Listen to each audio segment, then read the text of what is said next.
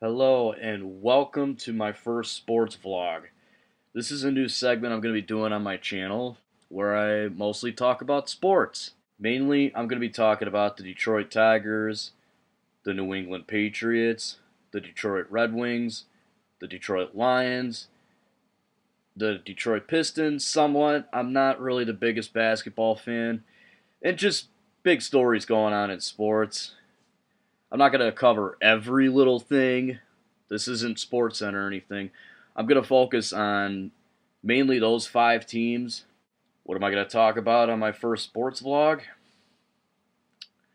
I just got done watching the Tigers and Diamondbacks, and oh my fucking god, this bullpen, this fucking bullpen is awful. I mean, Rick Porcello was pitching a great game. He gave up 3 runs, all of which were scored by Aaron Hill. And then, the Tigers were up 4-3. They bring in Coke. He gets one guy and then walks the next two.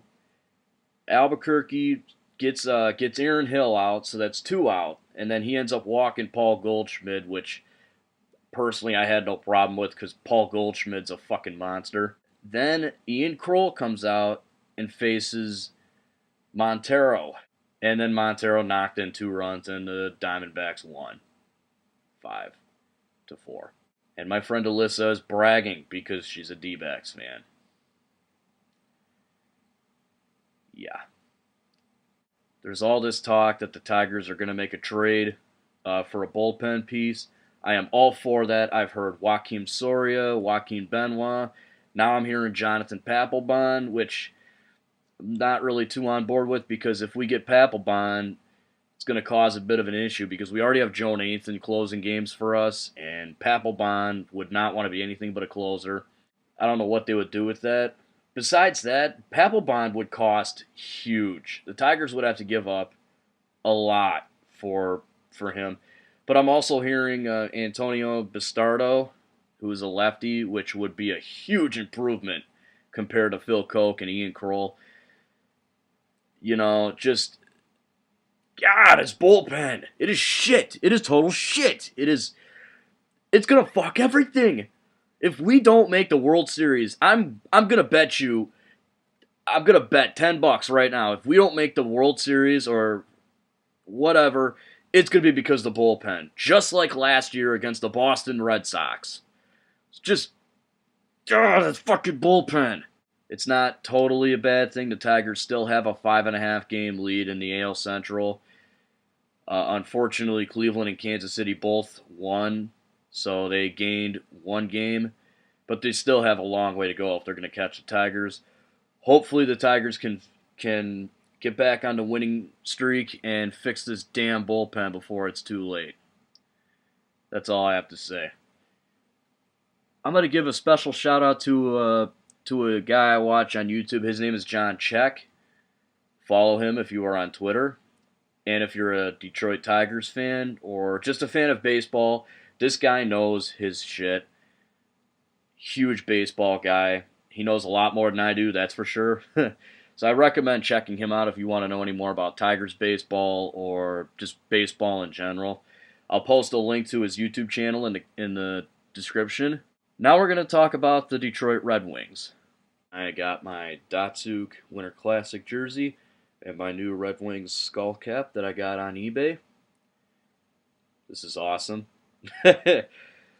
Well, there's really not much for me to say about the Red Wings besides how bad their offseason has been.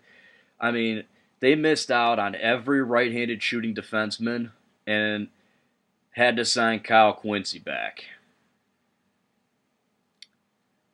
I was pissed. Also, Dan Cleary is back. Dan fucking Cleary is back.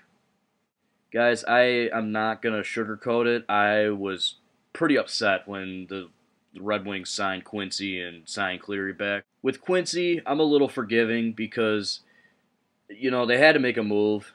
Ken Holland was probably, he was panicking because they missed out on all those right-handed shooting defensemen that they were going for. I'm kind of happy they missed out on Matt Niskanen. I'm not sure if Matt Niskanen's worth 7 years, 40 mil. I mean, the guy had one great year in Pittsburgh, so I'm kind of happy the Wings didn't overpay on him. Dan Boyle, I personally didn't really want him because he's pretty old. He's not. I don't think he's physical. He's not a big guy. Personally, I think the Wings need an enforcer besides Justin Advocator. They need a guy that'll go in there and isn't afraid to drop the gloves and fight. I just feel like the Wings need an enforcer, a guy that'll will fight, a big physical guy. I know Jonathan Ericsson and Nicholas Kronwall can knock people over. Justin Advocator, he's the kind of guy that does go in there. But we need more than just that. Like back in the days, like when I was a kid, I used to watch the Red Wings a lot, and Darren McCarty was my favorite player. He was awesome. Not only could he score, he could break your face open too, and that was amazing. Also, they had Joe Kocur, Bob Probert. The Red Wings have had their fighters in the day, and in my opinion, a good hockey team, you need guys that are physical too. You can't have all skill players. You just can't. I would say you need like 80, 90% skill players, maybe 10% goons, as I like to call them, guys that'll, hit people. That's just my personal opinion. And Kyle Quincy he's not physical. He takes a lot of stupid penalties. He doesn't score a lot of goals, which I can forgive because defensemen normally don't score too often. But Kyle Quincy he lets guys go by him without even stopping the puck or anything. He might as well be a traffic cone on the ice. It wasn't a signing that I was very happy with. But as I've sat and let it digest, I've kind of gotten over it. It is what it is, guys. There's nothing we can do. We had to make a move. Yeah, maybe we could have brought up somebody from Grand Rapids, but it probably wouldn't fare much better. They're still young, they're still developing, and I'm sure when Kyle Quincy's contract is up, we're going to see, maybe Alexei Marchenko or Marchenko, however you pronounce his name, or maybe Ryan Sproul, something like that. There's a lot of promising young defensemen in the Red Wings farm system that we are going to see coming up in the next couple of years, especially if they end up trading Kindle, which, fingers crossed, no offense, Kindle's just not that good anymore. In the Red Wings organization, you need to produce, or you're gone. And that brings me to Dan Cleary. I know the guy was injured most of the year, and it's kind of unfair to, rip on him, but I'm sorry. I still don't know why they did that. You have Daniel Alfredsson that you could sign, that they're waiting. They might sign him in August if they're going to sign him at all. I know they're hesitating because he has back problems. Personally, I want to see Daniel Alfredsson come back. I think I speak for all Red Wings fans when I say this. Without Daniel Alfredsson, the Detroit Red Wings would not have made the playoffs. They were bit by the injury bug. Zetterberg, Datsuk, Helm was on and off. Eriksson was injured towards the end of the season and sat on the injured list for the rest of the season. Samuelson, Stephen Weiss was out the whole season. Even Daniel Alfredsson himself was on and off, but for the most part, Daniel Alfredsson stuck onto the ice and he led the young team. The Red Wings had a lot of farm guys coming up, and it really, really excites me for their future. They're going to be a good team in the future. The Red Wings are considered to be a rebuilding team, and you got to admit, for a rebuilding team, they're pretty damn good. Most rebuilding teams don't make the playoffs. Maybe Dan Cleary and Kyle Quincy will prove me wrong. I hope they do. If Kyle Quincy comes out and does a hell of a job on the blue line, and if Dan Cleary does a hell of a job, putting the puck in the net, getting assists, getting points, whatever. If they're doing their job, I will jump on to one of these sports vlogs And I will admit that I was wrong. I will swallow my pride, and I will say that they made me look stupid. Because I want that to happen. I want the Red Wings to do good. I want these moves to work. Just, I don't know. Maybe Ken Holland sees something in these guys that we don't. The Red Wings did make a good move in the offseason.